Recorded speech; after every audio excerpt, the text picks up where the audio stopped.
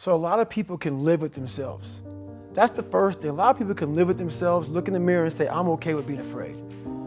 I'm okay with going on this easy highway over here. The easy highway has all these fucking signs and shit, directions, how to get somewhere.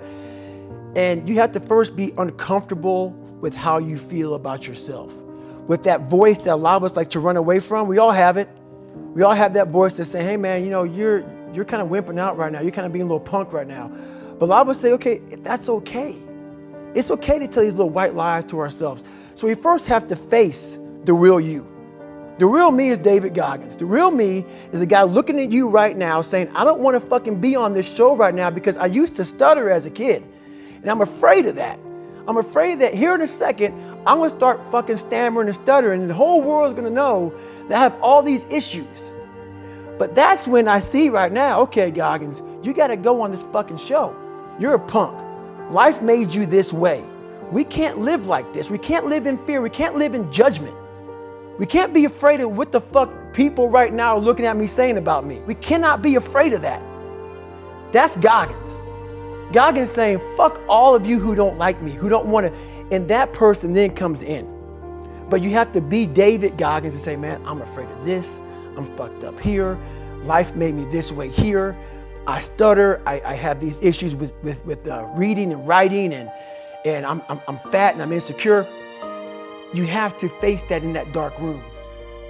In that dark room is who you are.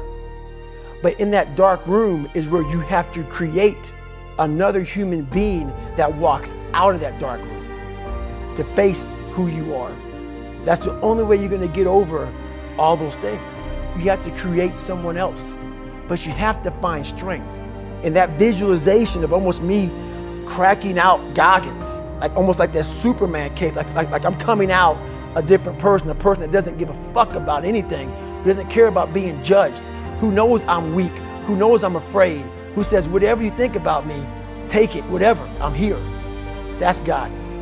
In the dark room, you face yourself, you realize you want to be better, you realize you don't want to be this weak, insecure person in the world who has all these problems that we all have.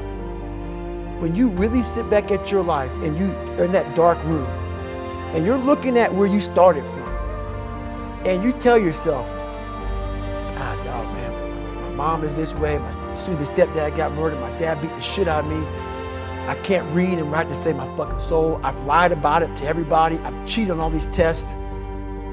My God, man. And then you put a goal in your mind. How are you gonna feel, man, when you accomplish this goal coming from that shit? Coming from the fucking hell you came from.